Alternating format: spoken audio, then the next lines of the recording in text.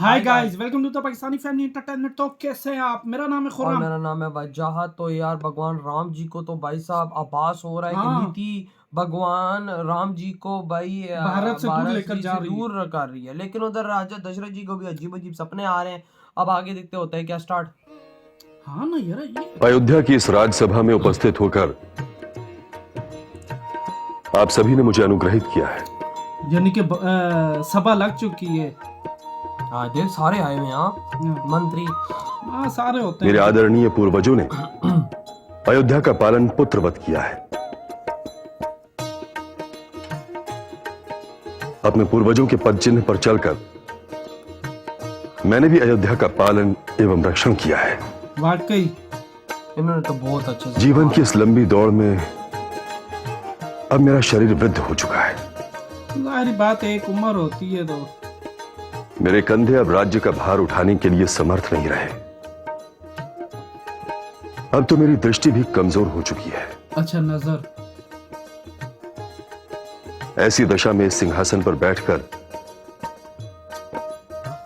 मैं इस पवित्र सिंहासन का अपमान नहीं करना चाहता। देख ले,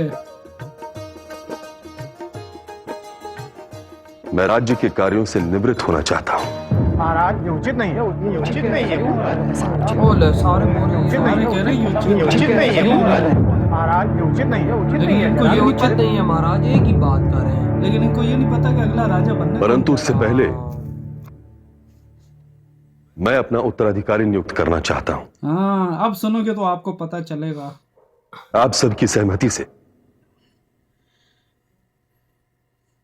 आप सभी मेरे मित्र हैं। वाह, आपने सदैव रघुकुल का, हित अयोध्या का और इस दशरथ का भी हित चाहा है, जाहिर बात। और मैंने भी आप सबको अपने परिवार का ही सदस्य माना है। देख ले, बड़ी बात। इसीलिए मैंने आपको अपने मन की बात बताना आवश्यक समझा।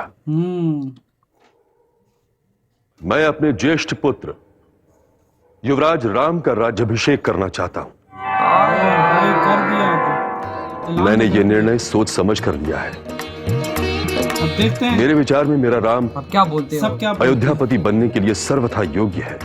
क्योंकि प्रजा तो खुश है। किंतु मैं फिर भी चाहूंगा कि आप सब मेरे इस निर्णय पर विचार करें। वैसे हंस रहे हैं सब भी। स्माइल क्योंकि मैं दे रहे हैं। शीघ्र अति शीघ्र भाई सारे खुश हैं। हाँ, अपने उत्तराधिकारी का राज्याभिषेक करना चाहता हूं। उचित है महाराज, यही उचित है। उचित है महाराज, यही उचित है। ये उचित है महाराज, आपका निर्णय उचित है महाराज। कहीं ऐसा तो नहीं कि आप सबने मेरा दिल रखने के लिए मेरे इस निर्णय को उचित समझा। होता है ना कि यार राजा है तो चलो, मान्यवरों, अब राजा ने घोषित कर दिया तो हाँ यही है। मैं आपके दिल की बात जानना चाहता हूं। मेरा दिल की बात, यानी कि आप क्या चाहते बताइए, हैं? आप सब मेरे राम को युवराज क्यों बनाना चाहते हैं? हाँ, क्योंकि बताओ। राम सर्वगुण संपन्न है महाराज। राम मर्यादा पुरुषोत्तम और कुशल राजनीतिज्ञ है। राम सत्यनिष्ठ है, शीलवान है, यानी कि सब सर्वशिष्ट कुछ है। है। राम प्रकमी है, शौर्यवान है। आए तो राजा राम कितना प्रजा खुश है। पालक है। राम प्रजा रक्षक है, प्रजा तारक है। राम प्रजा के सुख वाह। दुख को अपना सुख दुख समझता है महाराज। वाह, अयोध्या वाह, नरेश, देख एक एक बंदा तारीफ कल कर रहा है। पुष्य नक्षत्र है। राम के राज्याभिषेक के लिए कल पवित्र मुहूर्त है। कल भाई मुहूर्त है। ठीक है गुरुदेव, तो फिर कल ही मेरे राम का राज्याभिषेक होगा। वाह भाई वाह, कल से प्रजा में खुशियों की लहरें दौड़ेंगी। बचपन में हम चारों भाई इस चैत्र उत्सव में शामिल होकर बड़ा आनंद लिया करते थे। देखना आज वो दिन पति बड़े साथ हो तो हर पत्नी के लिए वो दिन किसी भी बड़े उत्सव से बड़ा दिन होता है। ओए होए, प्रणाम रघुनंदन। अरे आ गए।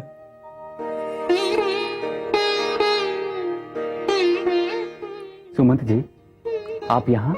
यहाँ आने के लिए क्षमा चाहता हूँ रघुनंदन। राजसभा उठ चुकी है। महाराज अपने कक्ष में विश्राम करने चले गए और आपको वहां शीघ्र बुलाया है। अच्छा, सभा मतलब कक्ष में अपने। प्रणाम। सीते,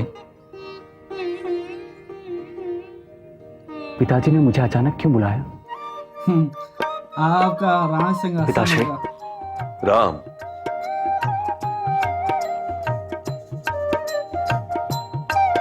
आयुष्मान भवा। कल पुष्य नक्षत्र है राम, और कल ही मैं तुम्हारा युवराज्याभिषेक करने वाला हूं। कल होने वाला है ना? युवराज्य अभिषेक? ये मुझे अकेले का नहीं, संपूर्ण राज्यसभा का निर्णय है। हाँ, पूरी राज्यसभा का जो।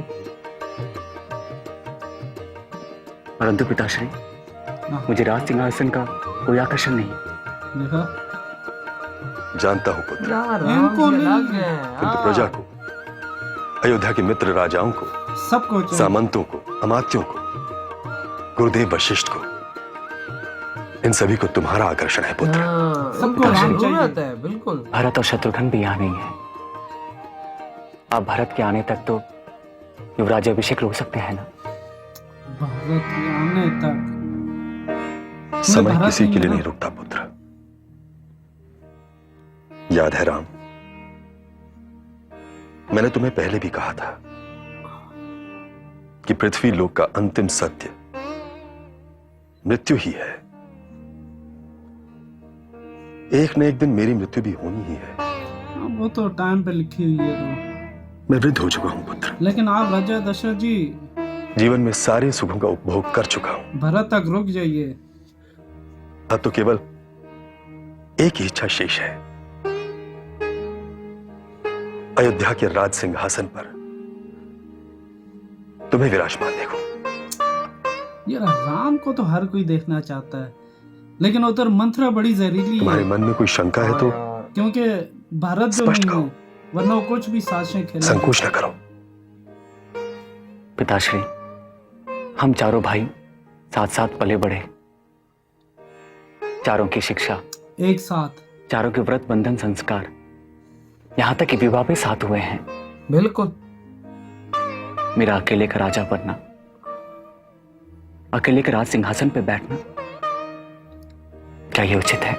जब एक यहाँ राजा पे के मैं 4 भी पुत्र होते हैं भगवान राम जी तब के राज साथ सिंहासन पर बड़े पुत्र का अधिकार होता है, अथवा राजा जिसे भी अपना उत्तराधिकारी चुनता है वो राजा बनता है।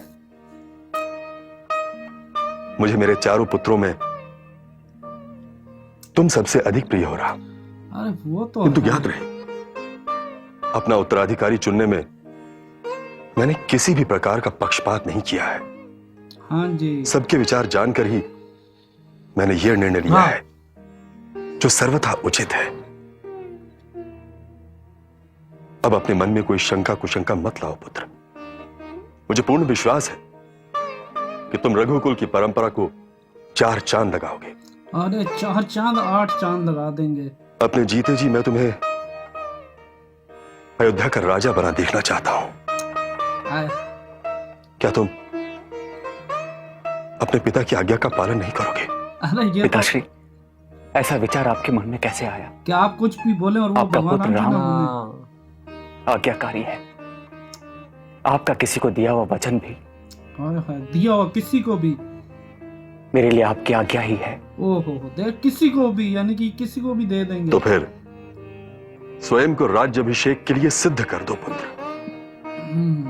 कल पुष्य नक्षत्र पर ही तुम्हारा राज्याभिषेक होगा। गुरुदेव महर्षि वशिष्ठ यार भारत जी लोग नहीं है ना। आवश्यकता अनुसार तुम्हें सब कुछ बता देंगे।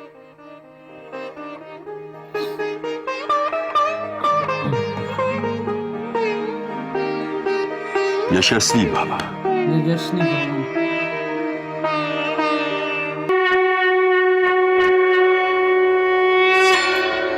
माते सीते भगवान विष्णु जी की देह में और साथ में माता जी। देखना, ये प्यार है यार,